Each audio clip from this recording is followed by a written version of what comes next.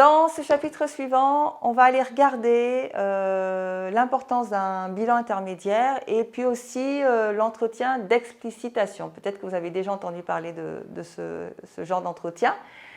Ce bilan et cet entretien font partie de la construction du projet professionnel.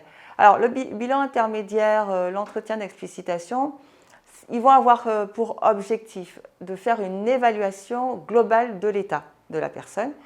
On liste les points qui sont réalisés et ceux qui restent à faire, le plan d'action, où est-ce qu'on en est qu'on est allé trop vite ou alors il nous manque des éléments pour avancer. Bref, voilà, comme son nom l'indique, c'est un bilan. Et derrière, peut-être repartir sur d'autres chemins qu'on n'avait pas vus, voilà, les actions qui vont être mises en place suite à ce bilan-là. Et l'entretien d'explicitation, derrière, c'est une technique en fait qui va s'appuyer sur le comment.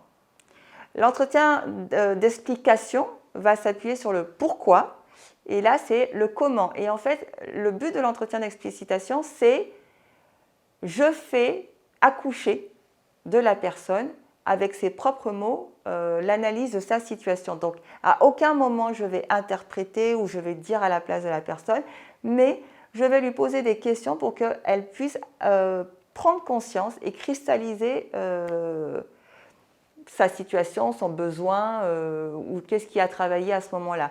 Donc, on essaye de faire un va-et-vient sur analyse de la situation, on recherche les éléments clés, on va dans le détail. Ça prend du temps. Voilà. Donc, l'idée, concrètement, c'est que dans ce bilan intermédiaire, si vous passez par l'entretien d'explicitation, on va aller avec la personne grandir sur son degré d'autonomie parce que c'est elle qui va prendre conscience de ses démarches, de où elle en est, de ce qui reste à faire. Et elle va être finalement amenée à être capable de décider seule et agir seule. Donc on va lui rendre ou lui faire voir son pouvoir d'agir, son vouloir d'agir et son savoir agir, c'est les compétences. Hein. Donc pour la recherche d'un emploi, pour l'accès direct à un emploi ou pour la réalisation d'une tâche professionnelle. Donc l'idée c'est ça, à travers ces questionnements, on accompagne la personne finalement à résoudre ses fragilités ou ses contraintes qu'elle rencontre qui l'empêchent d'être dans l'emploi tout de suite. Donc, en fin de réalisation du bilan intermédiaire, selon les modalités qu'on a choisies, selon le bilan qui a été fait, on va, suite à cette analyse de parcours, effectivement repositionner des objectifs ou continuer sur la lancée parce qu'on a bien suivi le programme.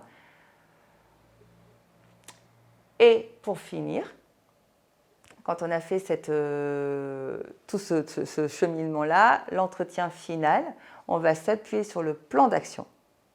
On va reprendre les objectifs avec le bénéficiaire. On va regarder en profondeur tout ce qui a été fait, s'il y a des zones à éclaircir, si c'est clair, si ce n'est pas clair. Bref, c'est hyper logique. Donc, dans cet entretien, on repart avec un peu plus de connaissances et avec plus de certitude aussi. Donc c'est un entretien qui est important, qui va prendre du temps et qui se prépare en amont pour vous. Donc c'est important d'y passer un peu de temps pour ne pas en perdre derrière. Voilà l'idée.